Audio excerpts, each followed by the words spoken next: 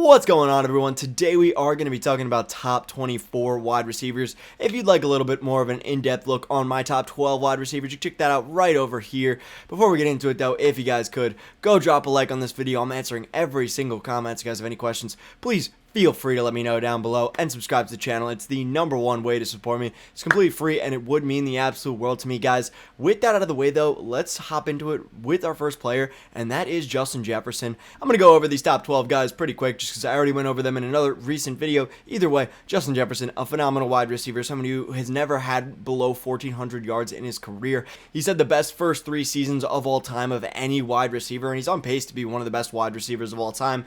He's a league winner. He's a game changer. Really, enough said about Justin Jefferson. Now I got my next 3 guys. I got Jamar Chase, Tyreek Hill, and Cooper Kupp. All 3 of these guys in their own right could easily make the case to be the wide receiver 2 or even the wide receiver 1 if you are feeling a little bit spicy, but I do have them in a tier below. I'll start with Jamar Chase real quick. Jamar Chase attached to one of the best quarterbacks in the NFL in Joe Burrow, a guy who consistently takes them far into the playoffs, somebody who slings for 35 plus touchdowns. Jamar Chase, a guy who's going to be above average in touchdowns every single season, having 13 touchdowns and 9 touchdowns over his first 2 seasons, despite missing time in his second season. This is somebody who, well, he may not have 10 fantasy points on some weeks, will automatically win you your week with 50 fantasy points in other weeks. So you really can't go wrong taking Jamar Chase. Same thing with Tyreek Hill. This is a guy who could have 50 fantasy points for you on any given week. Somebody who was hyper targeted last season, having 170 targets, and we should see, hopefully, Tua back and fully healthy this season. Fingers crossed. If Tua wasn't dealing with the concussions, you can make a case for Tyreek Hill to be the wide receiver 2. Honestly, even the wide receiver 1, this guy would set over 1,700 yards last year and operates in a phenomenal offense with McDaniels as their head coach. Either way, let's move on to Cooper Kupp, and this is another guy who I think is a phenomenal wide receiver, and somebody who honestly also could make a case to be the wide receiver 1. He finished as the wide receiver 1 2 years ago when he finished with the Triple Crown. He had arguably the best wide receiver season of all time, finishing in with a Super Bowl and winning Super Bowl MVP. Cooper Kupp, a phenomenal player, and was arguably just as good last season. We did see the yards per game come down just a little bit, from around 110 to about 94, which is to be expected, but targets were the exact same at around 11 a game, and receptions were the exact same at around 8.5 a game. So you really can't go wrong taking Cooper Kupp here. The main question is Matt Stafford's elbow. Will he be able to stay healthy for the full season? I lean towards yes, but we just don't know at this current point. So Cooper Kupp, there are a little bit of question marks surrounding him. Either way, let's move on to my next wide receiver, and this is a tier below. It is Stefon Diggs, and you can make a case for Stefon Diggs to be in this tier above, but personally I can't do it. Either way, Stefon Diggs is one of the most consistent wide receivers at the NFL level, somebody who's going to be dropping you at least 1,250 yards every single season. He's attached to one of the best quarterbacks in the NFL, Josh Allen, who's another quarterback who will consistently sling 35 touchdowns every single season.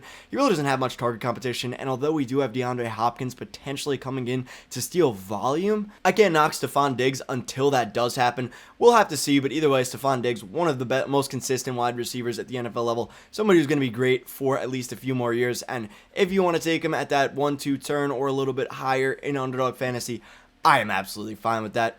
Either way, let's move on to my next player, and that is Ceedee Lamb. Ceedee Lamb, another phenomenal wide receiver, somebody who I personally love, even being a Giants fan. I think he's one of the most talented wide receivers in the entire league, finishing with over 28% of the team's target share and 35% of the team's total air yards. Ceedee Lamb is a phenomenal player, somebody who's going to get the job done week in and week out, and when Dak was healthy, he was on pace for over 1,400 yards, so I'm fine taking Ceedee as one of the most consistent wide receivers. The main question mark with Ceedee is Brian Schottenheimer coming in. Are they going to run the ball more? They already ran the ball at the 5th most rate, so it is possible they do elect to run the ball a little bit more, but I'm unsure how much more, especially considering the departure of Zeke. Yes, you do have other weapons in this offense now with Brandon Cooks, but at the same time, Ceedee Lamb, a phenomenal wide receiver. We should not see this target share dip, and I am not worried about that pretty much at all. But it is a tiny bit of a red flag, so if you are a little bit concerned and want to move him down just a bit from here, I am absolutely fine with that. Either way, let's move on to my next player, and that is A.J. Brown. A.J. Brown, a phenomenal wide receiver in his own right, somebody who basically had 1,500 yards this past season with 1,496 total yards. The main question mark with A.J. Brown is whether he's going to be able to command the same volume that he did last season. He had 146 targets and 29% of the team's target share with 41% of the team's air yards. Well, this is a guy who's an insane deep ball threat. I do think a little bit of regression is in order for his percentage of the team's air yards. Anyways, A.J. Brown, 3rd highest in yards per route run. This is somebody who is very efficient whenever he steps onto the field. The only question mark is DeVonta Smith. Other than that, phenomenal player. You really cannot go wrong taking him. Let's move on to Davante Adams, and Davante Adams, another great wide receiver in his own right, somebody who year in and year out can average 1,500 yards and double-digit touchdowns. The main reason why I do have him a little low, and yeah, it is a little bit scary having him this low because Davante Adams is such a good talent, and he is 30, going on 31, so he probably does have another year or two of NFL production left. My main concern is Jimmy Garoppolo. I mean, we're hearing this stuff about Jimmy Garoppolo potentially getting waived by the Raiders depending on medicals with his foot. There is a little concern there. Not only that, this Raiders team doesn't really project to be all that great. I don't really think Jimmy Garoppolo is all that great of a quarterback. And if this thing with the foot does not clear up, we do have Brian Hoyer starting at quarterback. We could see them bring in somebody else, but we could also see the Raiders just like to tank this season. If that's the case, Davante Adams might get traded, which might actually boost him up these rankings a ton. We'll have to see, though. I mean, realistically at this point, this is all speculation. Either way, Davante Adams, a great wide receiver. Somebody who ranks 6th in yards per route run out of all wide receivers at 2.74. So great talent. If you want to take him ahead of these guys, again, I totally get it. Either way, let's move on to my next player, and that is Jaylen Waddle. And Jaylen Waddle was an efficiency monster last season, averaging 18.1 yards per catch, which led the entire league on 75 receptions and 117 targets. He's a phenomenal player, somebody who doesn't have to operate as the wide receiver one in his offense because you have Tyreek Hill, but his connection with Tua Tagovailoa is special, in my opinion. This is somebody who has built the connection since college with Tua. Now coming into the NFL, it's clear these two guys love each other. We should see an overall increase in Jaylen Waddle's percentage of team targets. Right now, he is ranked at 20.7%, which ranks him tied with Robert Woods and Brandon Cooks and puts him 36th overall at the position. Well, Tyreek Hill, an absolute target monster, somebody ranked top 3 at the position. We should see a little bit of a positive regression for Jaylen Waddle, and even if that does affect his efficiency a little bit, averaging 18.1 yards per catch is not something that's feasible in the long term. We should see his volume come up and just about even it out. Either way, let's move on to my next tier, guys, and I'm starting with Garrett Wilson here, and Garrett Wilson, somebody you could easily make a case to have higher than this yet again. I mean, all of these guys, realistically, you could have a case to be higher than this. I do have Garrett Wilson here, and it is pretty hard to rank a guy like Garrett Wilson. Garrett Wilson, a phenomenal player, somebody who had over 140 targets his rookie season with some of the most abysmal quarterback play. So if you want to have Garrett Wilson ranked higher, again, I am absolutely fine with that. He does have an elite quarterback or potentially elite quarterback in Aaron Rodgers. Somebody who has won MVP 2 of the last 3 seasons. I mean, Aaron Rodgers is an absolute beast when he's on the field. The problem is his age at this point. We're not sure if he still has it. I lean towards yes, but we are not 100% sure. But even if Aaron Rodgers is 50% of what he was able to do 2 years ago, that is fine for Garrett Wilson. It's still the best quarterback he ever had. I'm fine taking Garrett Wilson here, but I don't really like where he's going over on Underdog Fantasy at the 1-2 turn. I think going after those running backs in that range is a little bit better. Either way, that's the case for Garrett Wilson. Let's move on to Chris Olave here, somebody I like a whole lot more in terms of value. I mean, this is somebody coming off the board at the 2-3 turn and arguably had just as good of a season as Garrett Wilson.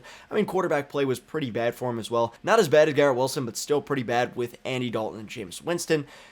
However, Chris Olave still came out and had over 1,000 yards despite missing 2 full games, over 117 targets, which on a 17-game pace puts him out for 132 targets, which is 10 less than Garrett Wilson had in his rookie season. Furthermore, this is somebody who's very efficient in his rookie season, having 2.73 yards per route run, which ranks him 8th in the entire NFL as a rookie with terrible quarterback play. Somebody who may not be the best NFL quarterback, but somebody who will help Chris Olave produce for fantasy, because this is a player who hyper targets his wide receivers historically. I mean, you look at Davante Adams, you look at Darren Waller, you look at Hunter Renfrow. All of these players have had top 12 wide receiver seasons, except for Darren Waller, who had the number 2 tight end season. So I think Olave is going to be great. If you guys want to hear my full synopsis on Olave, you can right up here in my wide receiver hot takes video. Either way, let's move on to my next player, and that is Amon Ra St. Brown.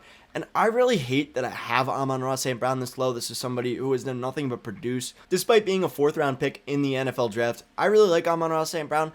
I'm not drafting him a ton at his ADP, but if he's able to fall a little bit to around 17, 18, I will gladly take him there. I think this is somebody who will be phenomenal and does have a pretty good quarterback to hold it down in Jared Goff.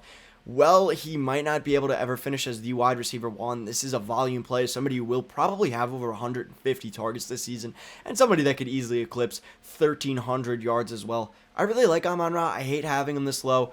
but I personally just have to have him here. Either way, let's move on to my next player. And these two players are basically interchangeable for me. It is DeVonta Smith. It is T. Higgins. Both these guys are the wide receiver 2s in great offenses. I lean DeVonta just slightly because I think DeVonta Smith is the better wide receiver. But if you want to go Higgins here, again, I am absolutely fine with that. DeVonta Smith, somebody who was phenomenal, averaging over 2 yards per route run this past season. Somebody who doesn't have to be the wide receiver 1 in his offense because you do have A.J. Brown. And somebody who exploded onto the scene the second half of the season, finishing as the wide receiver 4, behind only guys like Davante Adams, Ceedee Lamb, and Justin Jefferson, and ahead of his fellow teammate A.J. Brown, which I think is a pretty good sign for DeVonta Smith. Also, this is somebody who went 10th overall in the draft, somebody who got great draft capital, and somebody who now really could be breaking out into his own. Me personally, I'm very excited to see what DeVonta Smith can do in the future. That's why I do have him ahead of Higgins. But if you want to put Higgins here, I'm absolutely fine with that. Let's get into Higgins, somebody I love and I have in my main dynasty league. I think he's going to be a great wide receiver this season, and I think him being behind Jamar Chase is pretty good as well. This is somebody who on a 17-game pace has consistently averaged 1,300 yards over the past 2 seasons, so I'm fine taking T. Higgins here. I think he's a great wide receiver, and if he's able to stay on the field all 17 games, I think he could absolutely be phenomenal. Somebody I do need to talk about more on the show, in my opinion. Either way, let's move on to my next player, and this is going to be a tier break here. It is DK Metcalf. This is somebody who's super talented, can be above average in touchdowns. He's had double-digit touchdowns multiple times in his career. This is somebody who commands over 35% of the team's air yards. The main question mark is whether Geno Smith can repeat his performance from last season, putting up over 30 touchdowns. You also have a little bit more target competition now with Jackson Smith and Jigba coming in, and although they do fill 2 completely different roles, I think we could see some targets brought away from DK Metcalf over to Jackson Smith and Jigba and Tyler Lockett. I still love DK Metcalf, and I think he is a fine value here. Not somebody I'm targeting in this range because I think he is a pretty substantial tier drop-off behind guys like T. Higgins and DeVonta Smith.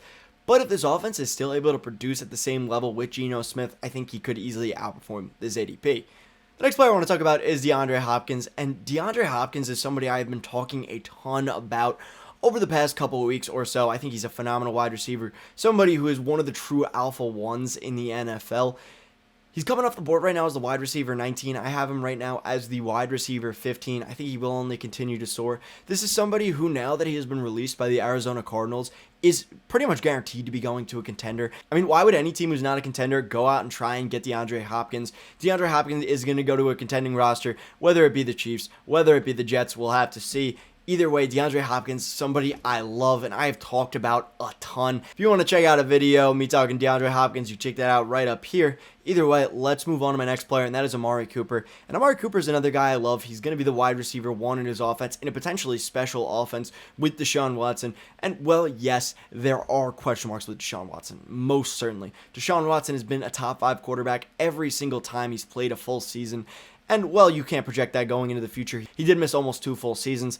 There is some concern with that. Amari Cooper will stand to benefit from potentially the best quarterback of his entire career, and even playing with Jacoby Brissett last year, Amari Cooper was great, finishing as a top 10 wide receiver. I have him outside the top 10, but at the end of the day, this is somebody who still had over 2.25 yards per out run. This is somebody who commanded 37% of the team's total air yards. And while they did bring in a lot of names at wide receiver this offseason, a lot of them are wide receiver 2s. Amari Cooper will fill this wide receiver 1 role in this offense 100%. Amari Cooper's not an age cliff. Go out there and get Amari Cooper. I think he's another phenomenal value where he's going. Either way, let's move on to my next wide receiver, and this is somebody who's also been surging up boards quite a bit. It is Calvin Ridley. Calvin Ridley right now is the wide receiver 16 over in best ball. I have him as the wide receiver 17 here, so I am a tiny bit lower on him, but I understand the bull case for Calvin Ridley. I think there are some concerns, namely the fact that he has not played football in super long. It is a pretty similar situation to Deshaun Watson, but at the end of the day, he's coming into a great quarterback situation with Trevor Lawrence going into year 3, hopefully taking a step up and being a top 5 quarterback at the NFL level. There really is no other number 1s in this offense. I mean, Christian Kirk, a good wide receiver, Evan Ingram, a good tight end, Travis Etienne, a good running back, but at the same time, none of these guys are true 1s of the position. Calvin Ridley has the potential to be. We've never really seen him as a true 1. I mean, the only time we did was a 5-game stretch before he got suspended. That was really it. So, yeah, there are some question marks with Calvin Ridley. I still think he does deserve to be ranked around here. I am a tiny bit lower on him, I think, than consensus, but at the same time, Calvin Ridley Ridley, a phenomenal wide receiver and somebody who is near and dear to my heart as a player. Either way, let's move on to my next player, and this is the last guy in the tier. It's Deebo Samuel. Deebo Samuel, another great player, somebody who broke out onto the scene 2 years ago, having 120 targets, over 75 receptions, and was the wide receiver 2 in all of fantasy football, scoring over 300 fantasy points. Deebo Samuel, a phenomenal player. The problem is this offense is simply too good, and I know that doesn't sound like a problem, but in this case, it is. You got Christian McCaffrey. You got Brendan Ayuk. You got George Kittle. These are all huge mouths to feed. Not only that, you have question marks at quarterback. If Trey Lance is quarterback, I think it's great for Trey Lance's stock, but I think it's pretty poor for everyone else, considering the fact that Trey Lance will be vulturing rushing touchdowns. He will be taking rushing attempts away from Christian McCaffrey. He will be taking rushing attempts away from Deebo Samuel. I think at the end of the day, it stands to hurt pretty much everyone on the team. If Brock Purdy's a quarterback, it's a whole different story, but even then, I don't really think it benefits Deebo all that much. Deebo will go out and explode some games, but I think at the end of the day, he probably won't be as consistent as you like, and I think that's my main gripe with Deebo.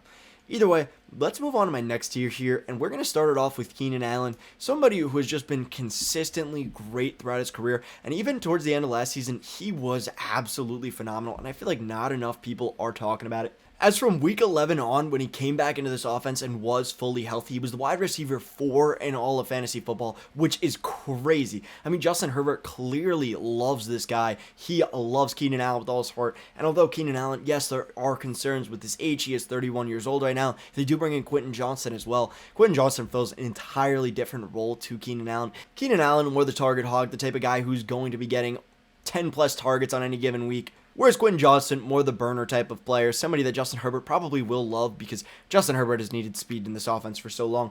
Either way, Keenan Allen, somebody who just consistently finds ways to get open and is consistently an above-average wide receiver. And yet over on Underdog right now, he's coming off as the wide receiver 23 behind some guys I'm going to talk about later. I personally don't get it. I think Keenan Allen played phenomenal towards the end of the season. I think a lot of what it was the fact that he was injured last season. Probably burned a lot of people who took him high. But I think Keenan Allen, because of that, is now a pretty substantial value where he's going. I really like Keenan Allen. I have him at the top of this tier for a reason. And I would honestly like to make a longer video on Keenan Allen. Let me know down below what you guys think if you'd like to see a longer, more elaborate video on Keenan Allen. Either way, let's move on to my next player, and that is Jerry Jeudy. Somebody who wasn't really great in his first 2 seasons, whether it be due to injury or what have you. Then last season, has a pretty decent breakout. This is somebody who had over 950 yards last season, despite the complete dysfunction that was this Broncos offense. And so I think if this Broncos offense is able to get it together under Sean Payton, we could see good things from Jerry Jeudy, simply because Jerry Jeudy's talent is definitely there. I'm not 100% sure what his ceiling is, but this is somebody who finished with over 2.2 yards per route run this last season, with over 21% of his team's target share. Now, honestly, we should see this target share mark bump up. I mean, Courtland Sutton is not a great wide receiver. He proved that. He's never been a top 24 wide receiver in his entire career. Yes, they do bring in Marvin Mims, which does create a little bit of havoc in this wide receiver room, and I think Marvin Mims is also somebody you should be going out and targeting. But either way, Jerry Jeudy, somebody who I think could finish as a top 24 wide receiver and could outperform his ADP, but a lot of it hinges on whether or not this Broncos offense takes a step forward. So a lot of what Jerry Jeudy's ADP is depends on how you think of the Broncos. I personally think the Broncos will take a step forward this season, going from one of the worst head coaches in the NFL that I've ever seen to a head coach that's at least competent. Either way, let me know what you guys think about that down below, because Jerry Jeudy, a very confusing situation. Either way, the next player I want to talk about is Drake London, and Drake London is somebody who flashed greatness as a rookie. This is somebody with over 2 yards per route run and 30% of his team's target share as a rookie. The main problem with Drake London is the fact that this offense is going to be anemic in the passing game. I mean, we don't really know what Desmond Ridder is, but he threw 2 touchdowns in 4 games, so most likely it's not going to be all that great for him. He is in a great system with Bijan Robinson, Kyle Pitts, so it is possible he takes a step forward with the help of this team, but I am a little bit worried because Drake London pretty much did peak out in target share. I mean, he's not going to get much more than 30% of the team's target share next season. I mean, the league leader in team target share this past season was Davante Adams with 32%, and Drake London was 4th in team target share out of every single wide receiver, so it's hard to really see him make much progress from a target share perspective, but it is possible to see him make progress from an air yards perspective and from an efficiency perspective, and I'm willing to take that bet. I think Drake London proved he had the talent, and we just need to see Desmond Ridder take a small step up for Drake London to be great, so I've been drafting a pretty fair amount of Drake London here. I think Drake London's a great player who, yeah, the situation isn't great, but you might be able to get him at a discount because of that, and I think it may be worth it. Either way, let's move on to my next player, and that is Christian Watson. Christian Watson, another great player, somebody who broke out onto the scene this season. Because he had a relatively small sample size, he was able to go out and have extremely high yards per route run metric of 2.88 yards per route run. And this is somebody who had 2.88 yards per route run, despite the fact that he dropped quite a few deep balls that would have gone for touchdowns as well. Christian Watson, a phenomenal talent, somebody I really, really liked. He was my most drafted player by far on Underdog last year. He's a phenomenal talent. The problem is he really only controlled 15% of his team's target share. Well, we should see a bump up in that regard. We do have Jordan Love coming in to be the quarterback this season. And while Jordan Love could be a good quarterback, we really just don't know. He probably will be worse. And then two-time MVP in the last 3 years, Aaron Rodgers. I think Christian Watson could be a great talent here, but I'm a little bit concerned with the situation overall. Either way, Christian Watson, a good wide receiver, somebody who I think does deserve to be in this tier because his ceiling and his boom weeks are simply phenomenal. But at the same time, I am a little bit concerned with this offense going forward. Either way, let me move on to my last two wide receivers, and they are Mike Williams and Terry McLaurin. Both of these guys, in my opinion, are pretty boom-bust players. I'll start with Mike Williams. I do have Mike Williams slightly ahead. Mike Williams is in a little bit of a confusing spot. I mean, we do have Quentin Johnston stepping into this offense, a round one pick who could potentially be a great wide receiver at the NFL level, and somebody who more fits Mike Williams' role than a guy like Keenan Allen's role. So I think Quentin Johnston could potentially steal some volume from Mike Williams, which might be a little bit of a problem for Mike Williams. Even still, Mike Williams' boom games are some of the best we've seen in football. I mean, this is a guy who can go drop 30 points 3 weeks in a row, then drop 3 points the next 3 weeks, which I think is perfect in a best ball format. I understand taking him where his ADP is. I do have him just a little bit lower, though. Either way, let's move on to my last player, and that is Terry McLaurin. Terry McLaurin, another phenomenal player. Somebody who I think I am personally sleeping on a little bit myself. I do want to move him up here. But at the same time, Terry McLaurin stepping into a situation with one of the most unproven quarterbacks in the NFL. We do have Sam Howell. I believe he was a 5th round pick, so not great from draft capital perspective. And there are other weapons in this offense. I mean, Curtis Samuel, another good weapon. You got Jahan Dotson, a great rookie who flashed a ton of potential this last season. But at the same time, Terry McLaurin is somebody who can finish as a top 24 wide receiver on any given season and does have phenomenal boom weeks like Mike Williams, which propel him up in best ball to be a more effective wide receiver than I think some people are giving him credit for. Either way, that's going to be it from me. I hope you guys did enjoy the video. If you did, go smash that like button. I'm answering every single comment. So again, you guys have any questions, please let me know down below. And subscribe. It is the #1 way to support me. It's completely free. Thank you guys all so much for watching, and I hope you have a good day, a good night, and a good life. High five, boys.